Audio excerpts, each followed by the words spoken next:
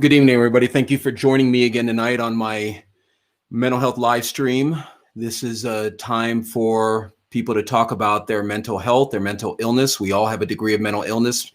I'm going to start each live stream with that. The idea that mental illness is this black or white thing, that you're either completely mentally healthy or you're deranged, is just ridiculous. We all have a degree of mental illness. We all need to work on it. Okay. So quick programming note, I'm going to only be on a Wednesday night next week. We're going to have a guest, one of our longtime viewers and participators. Fernando is a teacher. He's an educator. He works with school-age children, younger children. So he's going to come on and talk about some parenting tips, ways kids express emotion, what we can do to help our kids. I don't know if you saw the post I did on the Facebook page about just the mental health crisis, not only affecting adults, but affecting children. So Fernando's going to come on, talk about his own journey of healing, how he was able to, heal himself through some of this work and then pass it on to a lot of the kids he works with. So that should be a really interesting show. We're going to be only on next week, Wednesday night, because we're coming up to Christmas and my wife has commanded me to not be on 3 nights a week. So, Bracy is saying, hey, hi there. How do I get to the bottom of emotional eating? Okay, great, Gracie. Thank you for that question. I'll get to that in a second. Please have your questions lined up. We're going to talk about, and actually, Gracie, tonight's topic about how to manage feeling not good enough, basically the feeling that most of us have, that feeling of imperfection, that feeling that we're never good enough, is directly tied to emotional eating. So I'll weave your question into the general topic, but let's get into that real quick. Well, not real quick, but let's just talk about that. So everybody struggles. I mean, I can't make a black or white statement like that, but most people, most human beings struggle with feelings of inferiority, not feeling good enough. And that is something that's pervasive in our culture. This is why, Bracy's question is perfect, because somebody who is overeating or emotionally eating, meaning they're eating when they're emotional, is generally struggling with some negative feelings. So Bracy, what I would ask you as I talk about this, because again, remember, this isn't about me talking and just posting this and hoping that everyone likes it. I mean, there's a part of that, because the more people that like it and share it, the more it's going to get viewed, which then will in turn help people work on their issues. But this is about engaging with the viewer. You're welcome, Bracy. This is about you guys talking about what's on your mind, engaging with me, asking me questions. It's not very polished. It's raw sometimes. Sometimes I misspeak and then I have to go back and correct it. But again, that's part of live broadcasts. It's about me engaging with the viewers so that you guys can talk about what is on your mind. Melissa's saying you're not alone. Exactly, Bracy. You're not alone. Most of us emotionally eat, because there's a mechanism in place in our body that happens when we eat. So when we eat, hey Angie, how are you? Thanks for coming back. When we eat, food comes into our stomach, and our the systems in our stomach that aid in digestion, one of them is a neurotransmitter called serotonin. So serotonin gets released throughout our body. Now, we feel better. But then, the wave of neurotransmitters is, once that starts going down, then we need to eat more. So what I would ask you, Bracy, is when you say get to the bottom of emotional eating, yes, definitely, Melissa, especially during the holidays, what do you mean by that? Like, what bottom do you think is there, Bracy? What I would offer to you is, I kind of get the feeling you may know what is there. So again, feel free to engage as I'm doing this. So feeling not good enough is usually, if not always, rooted in some sort of trauma from our past. And I had an interesting exchange with somebody the other day, one of my colleagues, who was saying, that she's a behaviorist, meaning she just focuses on helping people change their behavior. And that's all fine and good. But we got into a bit of a intellectual debate. My point about behaviorism only is, you're treating symptoms. You're treating, yes, I hear you, Bracy, about the root cause. So you're treating symptoms in behaviorism. One of the things I like to do is do cognitive behavioral. And sure, there's behavioral cognitive, meaning your behaviors will change your cognition sometimes. but generally speaking, our cognitions are affecting our behavior. So Bracy, since you were the first question, and I'm talking tonight about how to manage when we don't feel good enough, what's at the root cause? Why do you think you you emotionally eat? Is it rooted in something where there's some self-esteem issues, where you're using food to feel better about yourself? Was food used? I work with a person when I was living in Portland, Oregon, who was struggling with an eating disorder. And we got into the idea that food was used as a punishment. The person's father used food to punish this person when they did something wrong. So you can imagine how food, and when you think about it on a classical conditioning level, how food became something that was both a punishment and a reward. So again, everybody, if you're watching this live, please ask a question, make a comment, please share this so we can bring some more people in and talk about mental illness. Everybody has a degree of mental illness, people. You're going to hear me say that until I grow more hair. You're going to hear me continue to beat that drum, because there is no truer thing on this planet than everyone has a degree of mental illness. Who do you know that doesn't have a degree? Who do you know that doesn't have issues? Exactly. So everybody has a degree of mental illness. And this is my attempt to try to normalize that so we can get on as a culture and stop being controlled by these unhealed traumas in our mind. All right. So let's see. So Melissa's saying food was used as punishment for me. There you go. They took it away when she did something wrong. Bracy is saying, I know how to eat right and almost always do until I get emotional. Yes, self-esteem, negative remarks from others, rejection, emotionally hurt. Absolutely. Only my dad got food, Samantha's saying. Wow. I don't know. I don't want to use childhood trauma as an excuse. Beautiful, Bracy. Thank you. I hear this a lot. I hear this a lot from people who have been victimized by other people. They say they don't want to use their trauma as an excuse. Well, listen, Sister Bracy, okay? You saying I don't want to use childhood trauma as an excuse is like saying, well, I don't want to use COVID-19 as a reason for why I'm intubated. Your childhood trauma is not an excuse. Okay? Now I'm going to go on a limb here, Bracy, and say you didn't ask for whatever childhood trauma caused your self-esteem issues, your sensitivity to negative remarks from others, your rejection. I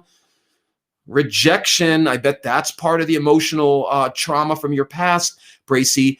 It's not an excuse that your trauma is still affecting you, people. It's not. It's not your fault that your trauma is still affecting you. I hear this a lot when I'm working one-on-one with people. I can't believe I'm in my 40s and 50s and this crap from my past is still bothering me. I hate that it. What? It's not your fault that your trauma is still affecting you. The fact that it is still affecting you is an indication that you need to work on it. Hey, what's up, Diego? Haven't seen you in a while, man. Diego saying, managed by alcohol to sedate my emotions and uneasiness. I am hypersensitive to neglect. That derives from my youth of not acting up to my parents' expectations. Exactly. Bracy saying big time. So, okay, so you're resonating with something I'm saying. So Bracy, if anything else happens for you tonight, I need you, and I've never seen you here before, which is great. Please share this if you're watching this. But you've got to take what most other people who watch this a lot have heard me say over and over, the it's okay pill. The it's okay pill is Bracy saying it's okay that my trauma is still affecting me, okay? She's asking me, how do we stop it? I'm assuming you mean the eating or the effect of the trauma. So if you could clarify that for me. But you taking the it's okay pill, Bracy, is you beginning to say to yourself, it's okay that my trauma is still affecting me, but I got to work on it. I got to work on it. Melissa's saying one of my first steps to recovery was sobriety. Absolutely.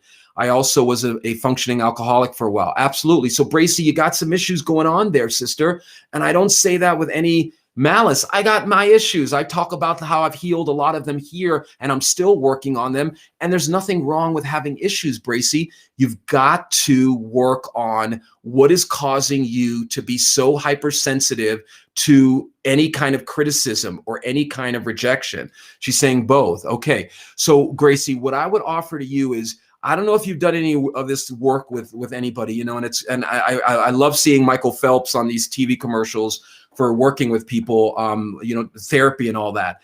This is exactly what we need. We need people understanding that working with somebody like me is literally just like any other physician, any other doctor. Now, I've got a doctoral degree in clinical psychology. I've got a master's in counseling psych, and I've got an undergraduate degree in communications. So you need to find out what level of training you like. A lot of people on I think it's BetterHelp, or I don't know, whatever Michael Phelps, the one he is, are most master's level clinicians. Nothing wrong with them. I'm not saying there's anything wrong with them, but you've got to figure out what you need here, Bracy, to heal. Because Bracy, the fact that you're hypersensitive to rejection, I'm guessing has something to do with whatever childhood trauma you have. And again, people, please do not be ashamed of your trauma. You did not ask to be traumatized. You did not ask as a little girl, Bracy, to be treated the way you did. You did not ask for it. So the fact that it's still affecting you is nothing to be ashamed of. In fact, the fact that you're aware that it's affecting you is the first step in the healing process. Okay? So Diego has been on many times, and he's talked in our first, when I first got started here, he's talked about the way his family, the pressure he had on him caused him to rebel. He's talked about some of the problems he's had with some of his siblings. And Diego, I hope you're working on some of that. Glad to see you back, man. So one of the things I encourage everybody to do is to say to themselves, it's okay that I don't feel good enough. Because a lot of times when people feel like they're not good enough, so that is rooted in unrealistic expectations that were put on us as children. That was, a lot of, let's see, Diego is saying, sorry, I got off track here, but let me just go back to that topic about unrealistic expectations. I don't know if you guys have heard this concept called parentification. So parentification is the idea that children are put in the role of parent at way too early of an age, meaning that mom and dad either have, some significant mental illness, drinking, or they're working, or they're out a lot. And so you as an older child are taking care of siblings, or you're taking care of your mother who's drunk, or whatever happens to you as a child where you're put in a role of being a parent. That is how a lot of times a lot of these feeling not good enough derives, because the fact that you as an adult are still struggling with feeling not good enough. Is it not feeling good enough or feeling not good enough? Whatever. But feeling not good enough is the idea that anything I do, I'm never going to be good enough. And that directly ties back to not only how you were conditioned, what you learned, but then that's tied back into now how you affect your relationship with you. Meaning that if I constantly tell dude, you don't have hair, or your teeth aren't perfect, or, you don't have a best-selling book yet, working on that, but that I'm not good enough. I'm not like other people, or I should be ashamed of myself. These are these are expectations we're putting on ourselves that we haven't challenged yet. We have not challenged the idea that I'm not good enough.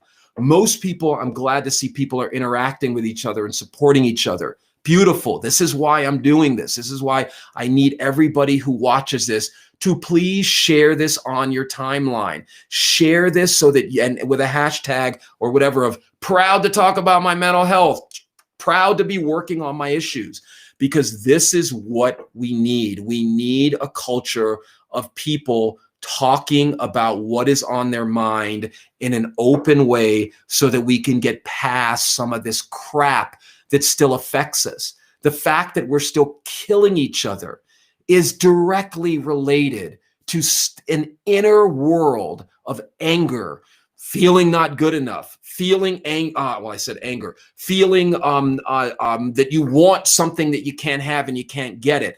Unprocessed emotional wounds that are affecting the way you interact with the world. We should be so far beyond a lot of the crap that we see. And why aren't we? Because people aren't willing to say to themselves, yeah, you know what? I do feel not good enough. I do feel not good enough. And you know what? I got to work on that. If you had a toothache, most people, if it's severe enough, will get help for it. If you have a knee ache, if you have a stomach ache, if you have whatever other physical ache, pain. But guess what we don't do? Oh, no. I don't want people to know I'm still hurting. Why? Because that's weakness. I don't want people to know that I struggle with feeling not good enough, that I feel that I'm never enough for anybody, that I'm never going to find somebody to love me. I'm never going to find somebody to accept me. I'm never going to achieve what I want. So let me get to some of these comments because this is really good. So let me see here. So absolutely. Now Bracy's supporting other people. So Diego's saying, I drink 2 to 3 hours before I sleep at night, binge and hurry up to get buzzed to not feel pain. Diego, sounds like we may have taken a back step since you last logged on, bro. I don't know if you're saying that that's happening now or that used to happen, but brother, if that's happening, then that pain that you don't want to feel, my brother, you got to start feeling it, Diego. And I don't mean, you just throw yourself into it, but you've got to start going into that pain with somebody who can help you process it. All right. If the drinking has picked back up, maybe it's because of the holidays, Diego, or something going on. But let me ask you, Diego, if you're still on, what is the pain that you don't want to feel? What pain are you talking about? Is it pain from your past, or is it pain from something that's going on with you now? Let's see. Bracy's saying, I like that. Unprocessed emotional wounds, unhealed emotional wounds. Exactly. That's why I own the domain name emotionalwounds.com, because people are not working on their emotional wounds enough. People are not dealing with these emotional wounds like they would deal with a wound on their arm. If you had a wound on your arm, Bracy, you're not going to, most people wouldn't. They're not going to just let it fester and get worse, and then your arm's going to start turning purple, or you're not going to go into the bathroom and get some feces and rub it in it. But that's what we do to our emotional wounds. That's what we do to our emotional wounds, okay? And we don't deal with it. So the next thing you know, Diego is drinking a lot to deal with his pain instead of dealing with it. And then Diego is hating himself for drinking, and the cycle still continues. Then he starts saying things to himself like, oh, hell, man, crap, I'm never going to get on top of this alcohol. It's always going to kick my butt. I'm always going to be like this. So Diego spirals down further so that whenever he, in the past, I can't figure it out, Diego's saying, I was good and stumbled upon something I can't pinpoint, but I'm not giving in completely. Beautiful, man. Beautiful, Diego. Don't give in. Don't give in to this idea that you have to feel not good enough. I hear this a lot. People have this idea that they're broken and they're going to stay broken the rest of their life. I'm sorry, I call BS on that. Only because that belief that you can't heal is something you learned. Maybe you didn't have parents, or maybe you didn't have people telling you, no, buddy, you can change. You can make changes. You can absolutely make some changes to what's going on. But the problem is people don't deal with their emotional pain. So the next thing you know, you're in your 30s, 40s, and 50s, and you figure, can't teach an old dog new tricks. I am what I am. You can't. A leopard doesn't change its spots. I don't know if it's a leopard, but you know what I'm saying. All beliefs that affect those emotional wounds. Telling yourself over and over that you're not going to be able to change is the reason you don't change, okay? This is the reason most people don't change, because they're consistently telling themselves, I cannot change, I cannot do this. So again, guys, if you're watching this and you're just logging on, we're starting to get more people on. Great. We are here. My name's Dr. Stephen Walker. I'm a licensed clinical psychologist. I'm here to try to normalize conversations about mental health and mental illness. Everybody has a degree of mental illness. Everybody. By illness, I mean something that is making you feel pain, something that is holding you back, something that you learned along the way that you're not good enough, and we're not dealing with it. We're not. We're going about our lives distracted by the internet and TV and cars and all this external crap, and we're not spending enough time in our minds. One of my, I don't know, you guys may have seen Dr. Nick Fortino. I need to post a link to his latest video, which is great because he did a great video on negative thinking, and he talks about how the lead singer of Linkin Park killed himself, and there was a clip on there when he was being interviewed by a podcast or whatever. I wish I could have gotten a crack at him. But unfortunately, he talked about how, oh no, man, I don't want to go inside of my head. I don't want to go inside of there. I don't want to be in that place inside of my mind. And people, if you don't want to be inside of your mind for whatever reason, that is where you need to be. That is where you need to be. You need to be inside of your mind, asking yourself, what the hell is going on with this pain I'm feeling? What is happening within me that is causing me to feel bad about myself? You have to get into that thinking in the moment so that you can work on whatever is going on in your mind. Here's a link to that video I was just talking about with our buddy Nick Fortino. Great video. You'll probably hear some of what we talk about in here or on this. So, but you've got to work on what is happening in your mind. If you feel not good enough, you've got to spend some time getting into that. Don't click on that link in the middle of the show, please. By the way, click on it afterwards. Thank you. Now all of a sudden, no one's going to be on. But the point is that you can check out that link after the broadcast. But it's about the whole idea. This gifted artistic individual killed himself because he didn't work on the issues that were going on in his mind. He had suffered a lot of traumas. He had suffered a lot of things that were helping him, that were holding him back, and he wasn't able to do it. So Diego's saying off topic, I referenced Van Halen's song Seventh Seal. That's a helping song. Great, man. Well, whatever you need to work on it, Diego, my brother, you got to start working on that pain you're avoiding, bro. Avoidance is one of the hallmarks of PTSD. If you look up PTSD, you'll see what I mean. Avoidance of the stimuli or stimulus that it was present when the trauma happened is one of the biggest factors or one of the hallmarks of PTSD. So Heatherella's back. Hey, Heatherella, she's saying to Diego, I know that pain is terrifying. I let mine collect like a tumbleweed that followed me. Getting bigger and bigger. Drugs is how I avoided it, along with extreme toxic relationships. I've been practicing letting myself feel and cry and face my biggest fears. Beautiful, Heatherella. Excellent. I hope you're doing it with some help. But if not, if you feel you can manage it, excellent. Scary to face myself, but the longer I stayed off the pipe, I let myself feel, the smaller my tumbleweed became. Beautiful. Beautiful.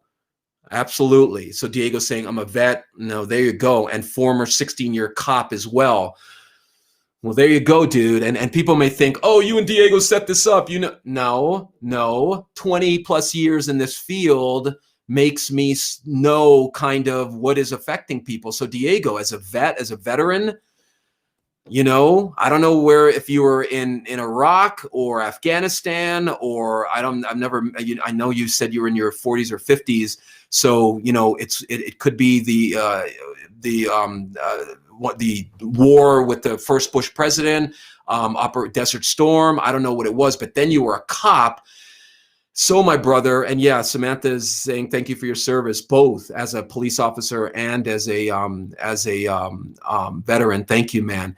But Diego, I don't know if you saw a lot of death, seeing death, my brother. Desert Storm. Okay, yeah. So yeah, and I don't know if you were on what branch of the military you were in. I don't know how much you saw, but if you witnessed a lot of trauma in a war theater, brother, I don't know if you ever worked that through. I don't know what vet benefits you have. I don't know if you've got, benefits through the VA or one of the other health insurance policies. as a trooper and undercover. Damn, dude. So you were undercover, man. Wow, bro. So, that in of itself leads me to believe you were in the shit, so to speak. Excuse my language. So, Diego, what I would encourage you, my brother, is you got to start working through some of that. It's not as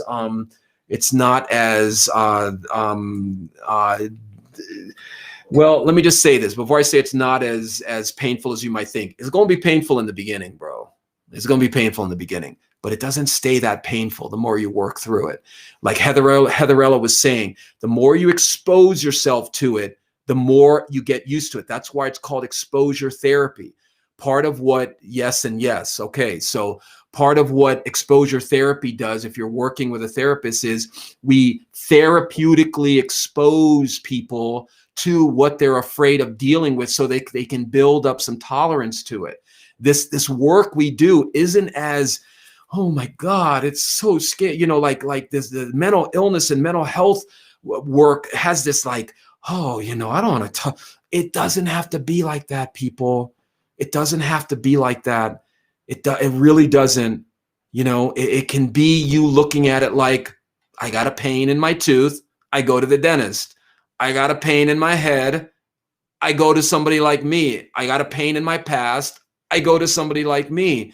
But the key is, and this is where Heatherella has me a little concerned, is Heatherella, if you're still on, if you're doing this yourself, you got to be careful, Heatherella, not to flood yourself, okay? Meaning to take on too much of that, because then, like you said, as a tumbleweed, as a great metaphor, you're going to start sort of spiraling into that and not have a way out. That's why I recommend that you talk to someone about this, okay?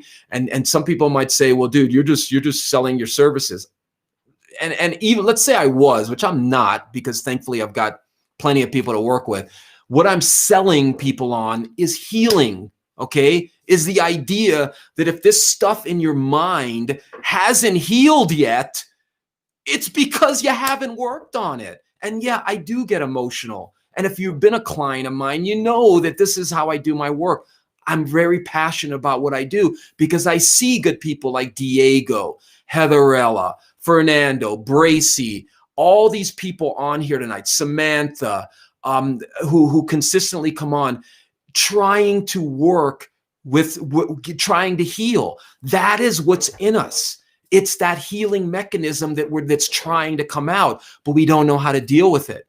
So Heatherella is saying, I have an amazing therapist I've been working with, thankfully. Beautiful, beautiful. And no, if anyone's wondering, Heatherella is not my client patient. So no, that's great, Heatherella. I'm glad you found somebody that you can work with. Beautiful. Sounds like you guys have a good clinical relationship and you're working together to expose yourself. That's a comfort, because I don't really recommend. I got into a good discussion today with one of my clients. We have a really good working relationship, but he was talking about a book he was reading, and I just took great exception to the title of the book and the theme of the book. But anyway, books and podcasts and all that, those are good. Don't get me wrong, but the deeper work, the stuff that you can't get to on your own needs to be worked through with somebody who knows how to do it. So that's great to hear.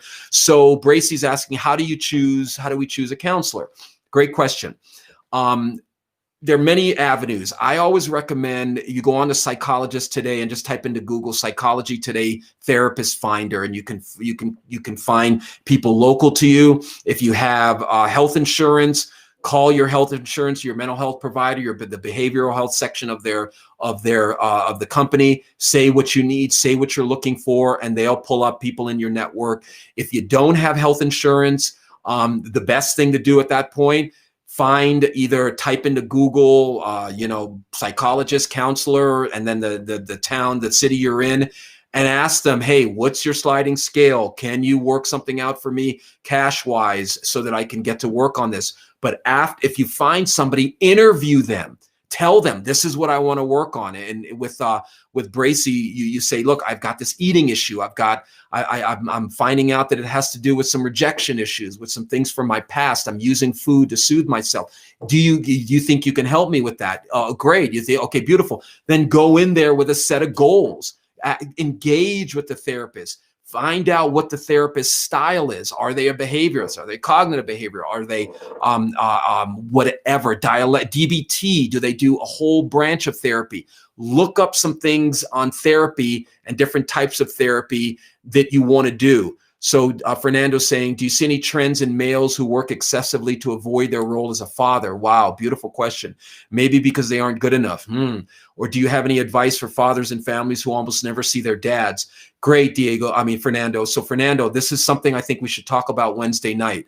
I want to hear your thoughts about it because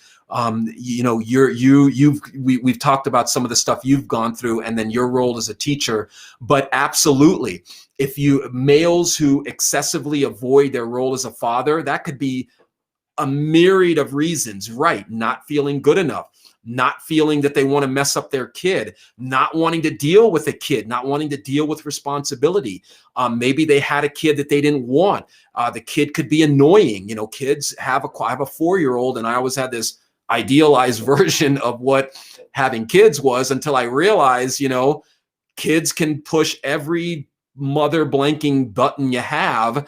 And that could be, a lot of people just don't want to deal with being a parent.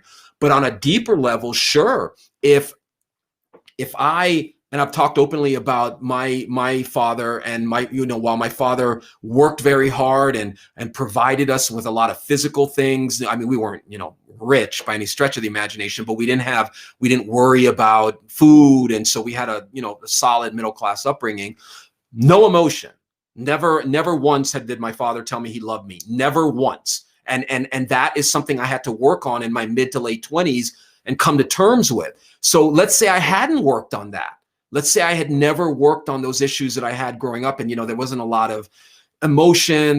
My father was always gone doing his thing. I mean, we did things. It wasn't horrible, but there wasn't that feeling that, wow, my dad likes to have me around. So that affected me. That wounded me in many ways. And that affected my self-esteem. So until I work through some of that stuff, I used to think, well, maybe I can't be a good father. So it could be a lot of things, brother. So my advice for fathers and families who almost never see their dads, I would say, well, that's two-pronged, because it's not only advice for the fathers who aren't seeing their kids, but the families who almost never see their dad.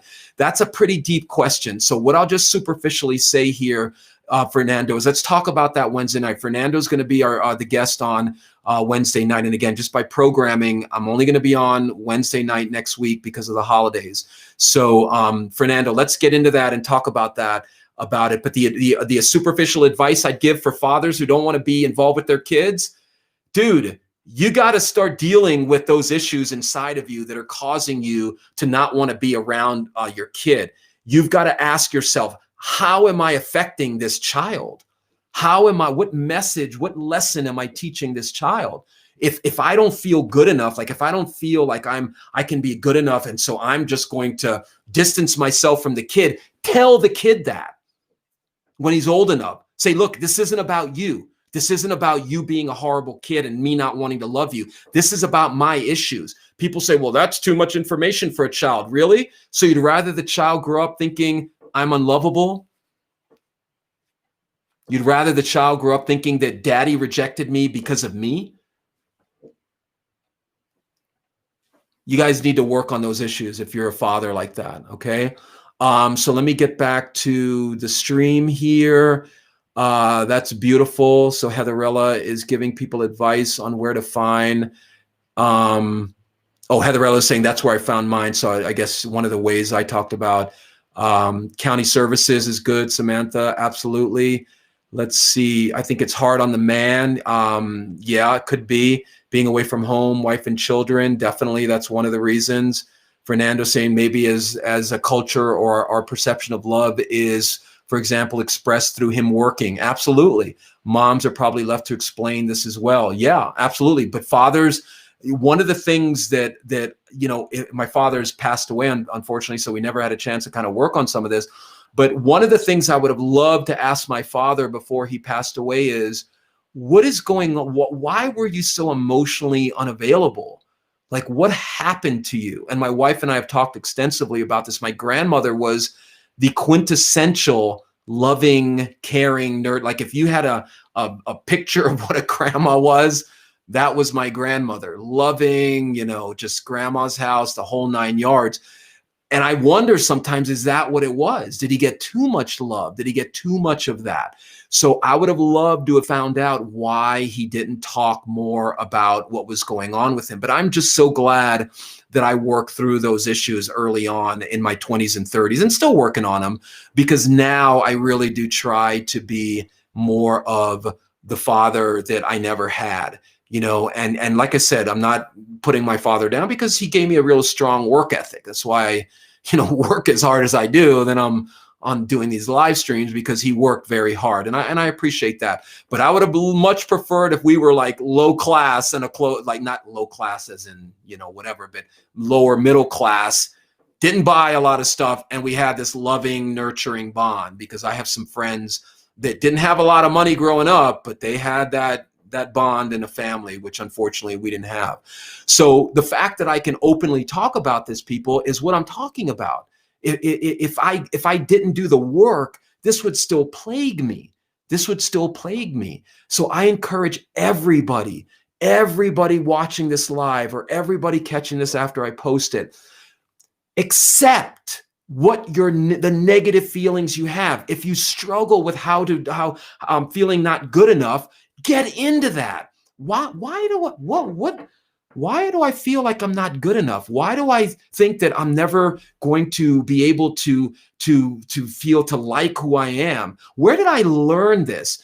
And people, I don't do a lot of guarantees in this field because you can't really guarantee anything, but I can almost guarantee that most, if not all, people who struggle with not feeling good enough, it comes out of unrealistic expectations that were put upon you early on, and it's not only these two, or you were put in a position where you felt your love was conditional, that you had to do something in order to get acceptance or approval or feeling a place in your family. Feeling not good enough is not something we're born with. None of this stuff, not none, but the majority of these issues that we work on is learned behavior, is conditioning, and conditioning can absolutely be affected. People say, well, nature versus nurture. It's not that easy to make it a dichotomy. It's usually nature and nurture affecting us in a circular motion. So Diego is saying, is that a result of being so driven and sometimes anal to be the best? Absolutely. Just to cover that inadequacy image. Spot on, my brother. Spot on, Diego. The quest for the best, this idea that perfection is attainable, is ludicrous. This idea that we have to, and I've talked about this before, and a lot of what I'm talking about over the last, this is all stuff I've learned over the last 20 years through my training, but I'm pulling it together into something. But I always say to clients and patients of mine, the best doesn't exist. I'm sorry. If your goal is to feel the best, you are setting yourself up to feel inadequate, because the best is a mirage that keeps getting moved and moved. Sure, you may feel it for a little while. You may feel it for a little while and you may be like, yeah, I feel the best. But that is a constant thing. You know why? Because when you quest for the best, you are fostering insecurity in you, because there's never a benchmark to know, well, I'm the best. I'm the best at this. Now, sure, you may be the best at football or psychology or being a police officer, a teacher, or whatever, but that doesn't then make up for all the other ways you're not feeling the best. So I encourage people to focus on how they try. Okay? Great, Bracy. I'm glad you agree. I try to help people focusing on how you try. And I know Yoda and whoever wrote that stupid thing that is filtered into our culture, you either do or you don't do. There is no try, is a load of BS. Okay? Think about it. You either do or you don't do. There is no try. How can you do anything without trying, people? How can you do anything without trying? The idea that you either do or you don't do, there is no try, is bipolar nonsense. but it's in our culture and people don't question it. And then they always try to be the best, and they're always breeding inadequacy, because the feeling of being the best is nothing that you can sustain, because the best is something that it will always feel fleeting. Okay, so absolutely, Diego, absolutely. It's a result of being driven and sometimes anal to be the best, just to cover the inadequacy image, because Diego cannot admit to himself, maybe, I don't feel like the best. I actually feel like the worst, but I'm not allowed to feel like the worst because I'm a man, and man ain't supposed to feel bad. So Kat is saying, I have DID. Thank you. It feels impossible to feel good enough, because once I feel good enough, I have an altar that doesn't an altar that doesn't feel good enough, exactly, and how to constantly deal with that feels impossible. So DID is dissociative identity disorder, which was before called multiple personality disorder, that now is DID. So Kat, if you have dissociative identity disorder, and again, if you guys are just logging on, thank you for coming on. My name's Dr. Stephen Walker. I'm a licensed psychologist. We're talking about mental health. Please share this. Please talk about your mental illness openly. There's nothing to be ashamed of. So getting back to Kat's question, Kat, I don't know to what degree you have dissociative identity disorder. I don't know if it's more of a bipolar feel. I don't know if you actually have fully fragmented personalities that take over. I don't know any of that. But what I can tell you is, Kat, it sounds like there's some trauma going on in you. I don't know if you've worked. I mean, if you say I have dissociative identity disorder, then I'm assuming you're working with somebody or you're getting medicated. And Kat, if you're only getting medicated, sister, you got to work on whatever has caused that fragmentation. You're welcome, Diego. And Diego, seriously, bro, let's get back on track, man. Let's get back on track, Diego. You got to work on Diego's relationship with Diego, bro. You got to get back into that. This drinking every night to numb the pain, bro. I don't know what trauma you went through, man, but you got to work on that, okay? So Kat is saying 6 total. I have made themselves known. I'm diagnosed and working with a specialist. Beautiful. That have made themselves known. Well, Kat, I'm glad that you're talking openly about this. I'm glad you're openly discussing that. There's nothing to be ashamed of, because again, Kat, I'm guessing that you had some pretty significant trauma as a little girl. And I'm assuming Kat means Kathleen or Catherine or something to that degree. But that I'm glad you're working on that. And I hope whatever specialist you're working with isn't just medicating you, is actually helping to work through that, because dissociative identity disorder is a pretty specialized thing. So it sounds like you're working on it. But Kat, what I would ask you is this: is this trauma induced? And Kat, I don't want you to expose yourself too much on here. I don't know to what degree, how long you've been working on it, so I don't want to trigger anything that then I'm going to be at night worrying, oh man, did I trigger Kat? Is she okay? Because believe it or not, people, I give a F, okay? And I'm proud that I give an F. And people who go around saying I don't give an F, I don't have 2 Fs to give, that is exactly the wrong direction we're heading in, okay?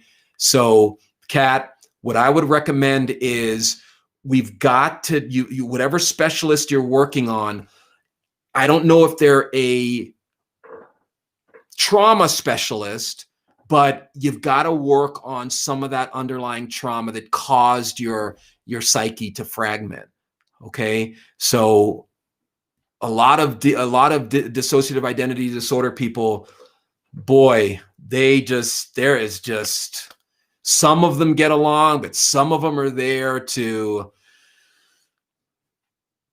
not support each other. So all the best to you, Kat. Thank you for logging on. Please share this. If there's anything I can do, if I can, exchange some emails or thoughts, please feel free to ask. So Melissa, you're welcome. Yeah, Samantha saying, I pray for Kat. Kat is saying, I fragmented at age 8, was diagnosed officially at 21. And yes, 12 years of trauma starting at an unknown age. I remember peace starting around age 5. There's specialists in DID, PTSD, and trauma. Outstanding, sister. Outstanding that you're working on this. Kat, if I can offer you anything, it can heal. I know that there are certain people in my field who say, well, once you have a disorder, you have it for life, I don't know about that. But, Kat, I encourage you to continue working on the trauma. I encourage you to not hate the fragmentation. I don't know what your relationship with yourself is like, sister, but you got to keep focusing on that. You got to be as self-compassionate and self-soothing as you can with Kat. And you've got to believe that you can heal. You've got to believe that I'm working on this. These wounds can heal. I know we like to believe that that we're never going to heal, we're never going to get better, but absolutely this trauma that is formed, that caused the fragmentation, can heal, sister. Okay? So please come back. Absolutely. I've never seen you here before, but please come back. We're trying to build a community of people who just talk openly about what's on their mind without any shame. Let me just get back to Diego real quick. He made a comment. I have health benefits now, so I'm going to reach out. Let's pound this to the ground. Beautiful. But remember, Diego, you don't want to pound it to the ground in hate. You don't want to pound it like, I hate this fucking, excuse my language, I hate this trauma, I hate this, because that's just adding negative to negative. You got to look at, I want to use what my trauma, I want to move from post-traumatic growth to from post-traumatic stress to post-traumatic growth. You want to use whatever trauma you're feeling to help you grow. So yeah, Diego, let's get back on track. Why don't you set for tomorrow? If you normally, I think you said there's 2 to 3 or 3 to 4 or some figure about drinking, cut it down by 1 to see if you can taper it back down to a reasonable thing. Sit with, what pain am I trying to mask here? What pain am I not dealing with?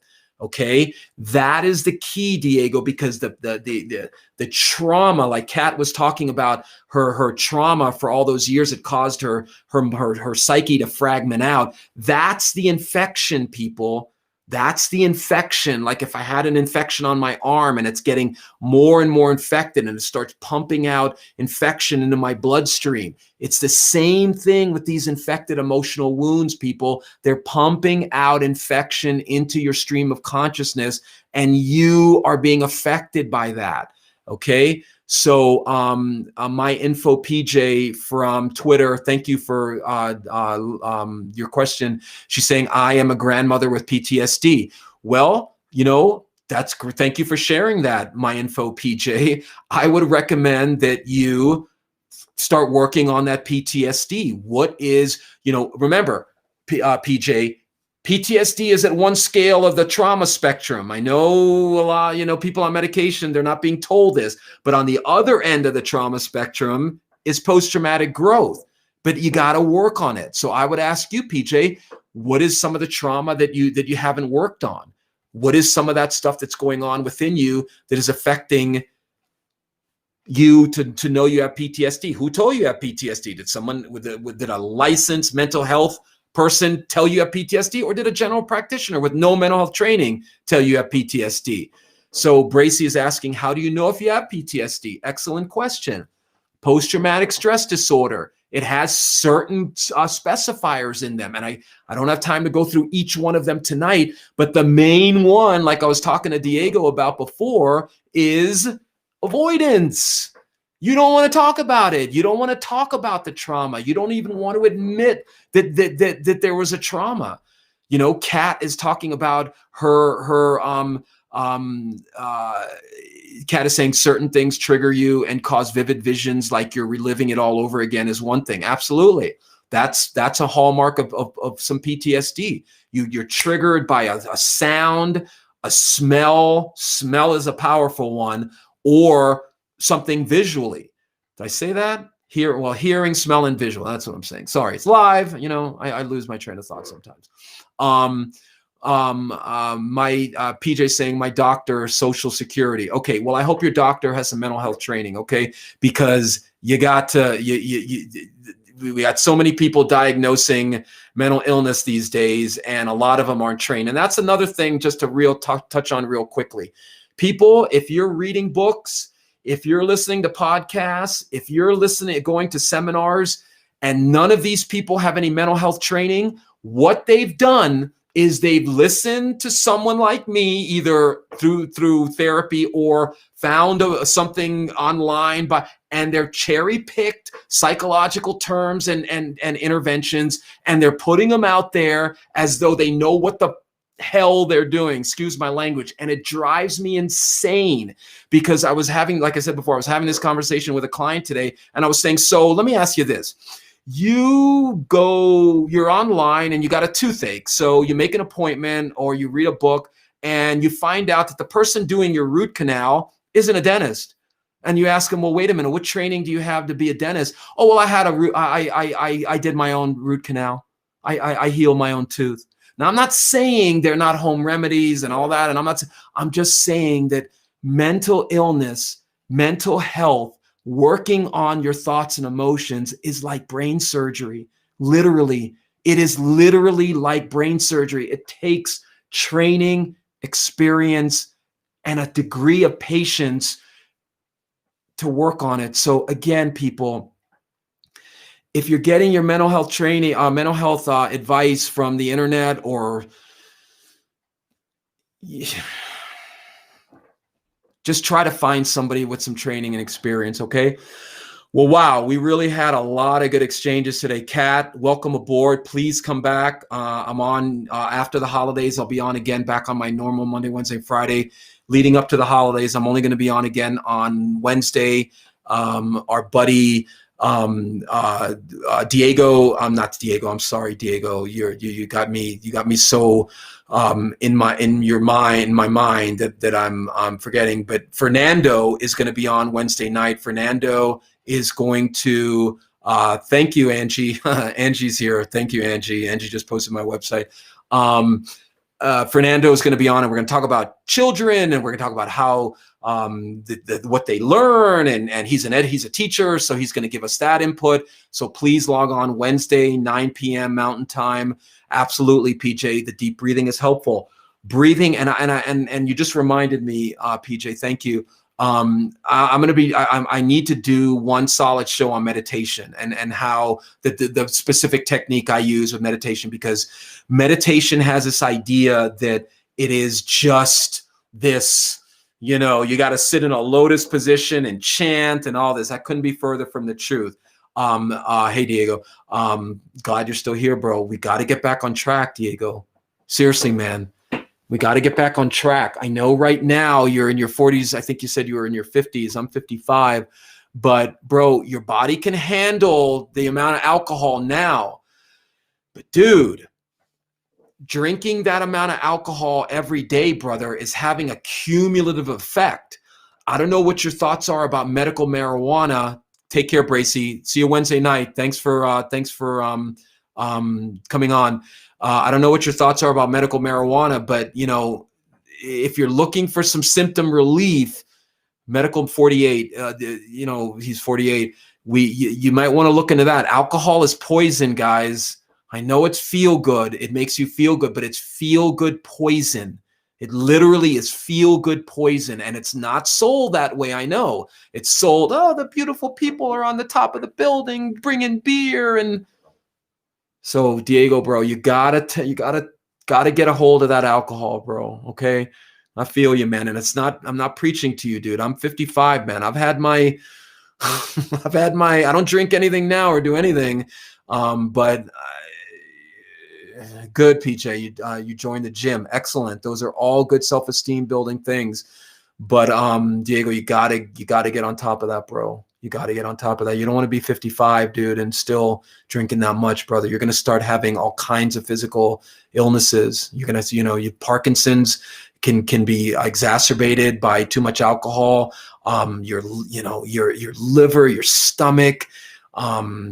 There's a whole bunch of things that alcohol affects. So, not trying to preach, bro, but I feel you, man. I've worked in multiple treatment facilities. So I know the struggle. So PJ is saying, change my diet to a vegetarian. Beautiful. I only eat fish, vegetables, fruit. It helps. I'm 62. Wow. Well, PJ, I would recommend, sister, that you work on some of that trauma. Okay. You got to work on some of that trauma. You have to. It's not too late. You're welcome. It's not too late, PJ. It's not. Don't buy into this, people don't change and all of that. It's not too late. You can work on whatever that PTSD is that is causing you to feel scared, anxious, hypervigilant, worried, whatever the symptoms are of PTSD, you can work on them. Okay. So Kat is saying, yeah, she's giving some support to Diego. Great, PJ. Seriously, you can work on it, sister. If you're 60, you're 62. Well, Medicare, I think, starts at 65 now. I don't know what your mental health benefits are, or who your provider is, but you can work on it. Okay. All right, people. Well, again, thank you for joining me. Remember, if you're on Facebook or YouTube, please like and subscribe. I'm stuck at 799 subscribers on Facebook. Who's going to push me over tonight? Come on, people, subscribe. The way it works on Facebook and YouTube is Facebook will show videos with more subscribers. So please, okay, please subscribe to me on Facebook or YouTube. Well, not subscribe on Facebook, but you know what I mean? Like the page or subscribe on YouTube, please. The more people we can get talking about our mental illness, our mental health, the more we're going to be healthy as a society. All right. So anybody wants to be a guest, shoot me a text here. That's you can shoot me questions and comments. That's the same line if you want to be a guest, and we can talk. We'll do a pre-interview, see what you want to talk about, see what you want to share, so that we can normalize these conversations. So I'll see you Wednesday night, 9 p.m. Everyone have a good weekend. Fernando, let's keep forming our talk for Wednesday night, and we'll get together. And Diego, seriously too, man, if you want to come on and talk a little bit about some of your experiences in the military as a police officer, dude, hit me up, shoot me a text, hit me up on Facebook. If you want to come on, tell your story. We can do a little bit of this live. Feel free. Juan from YouTube is saying, sorry, I'm late. You can reply anytime. I feel like I'm not good enough for my in-laws. Any advice? Yeah, Juan, look at the video from the beginning. But whatever not feeling's good enough, cool, Fernando. I'll look out for we'll keep exchanging some ideas. Juan, whatever feelings of not good enough for your in-laws is probably rooted in something from your past, bro. So you've got to work on what is causing what unrealistic expectations you're placing on yourself. So I got to log off here because my wife's waiting to watch a movie, and she's very patient with these because it cuts into our hangout time, but she understands I'm very passionate about this. So Juan, check out the beginning part of this. I talk systematically about different things, parentification, being put in a, good night, Samantha. Thanks again for all your support. Samantha's all like, if she doesn't see me on, she's always sending me a message. Where are you? So I appreciate that, Samantha. But Juan, you got to work on those feelings that are making you feel not good enough, bro. You got to spend some time saying to yourself, it's okay that I feel not good enough. It's okay. I got to work on that. I call that the it's okay pill. But you got to then get into that. You got to look at it like, why do I feel not good enough? Why do I feel that I'm not good enough? What's going on? Where did I learn that? Was Juan put in situations as a child where he had unrealistic expectations? What's going on with your in-laws? Is there some marital issues there that need to be addressed? Have you talked to your in-laws? Do you know that they feel you're not good enough? Have you sat down and said to them, hey, what is happening? Why do I feel that you guys don't like me? So anyway, Juan, shoot me up, hit me a message on either Facebook or wherever, and we can communicate a little bit more, okay? Melissa's saying your perspective would be welcome, Diego. Yeah, man. Yeah, Diego, let me know, bro. No pressure, but if you want to come on, you're a veteran, you're a former cop. Dude, I mean, my hat's off to you, brother. I've worked My in-laws hate me, Samantha's saying. That's not good. Again, Melissa, I don't know if you're Samantha. I don't know if you guys are talking about it, but I've worked with police officers. I do pro bono work for a lot of in the past, but they don't want, the internal affairs or whatever the department that gets it on your record. So I have tons of respect for police officers, tons of respect for veterans. These are the people who are making my life able to happen. Okay. PJ saying my pastor is a chaplain. That helps. Sure. Okay, PJ, but you got to work on that PTSD with somebody who knows how to do it. All right, people, have a great weekend. I will be taking Monday night off, and then on Wednesday night, and then Fernando's going to be on. We're going to put together an informative show about kids and all that. But again, remember, even when Fernando's on, anybody logs on, you can take us and ask whatever questions you want. This is about you all talking about your mental health, your mental illness. All right. So thank you for joining me. Diego saying I can, no biggie. If it helps to open people up, I'm down. Let's set it up. Beautiful, man. Shoot me, hit me, send me a private message, and we'll probably have to do it after Christmas or into the new year. But I want to just get an idea. But Diego, seriously, bro, come on, man. Let's start tapering down some of the alcohol, bro, and let's start working on some of that trauma that's affecting you. So again, thank you everyone for logging on and all your questions. Please share this, and then I'll see you Wednesday night. I'm always available. You can shoot me up on my website or whatever, but please, please do not give up on working on your issues. Please, one last 10-second sermon here.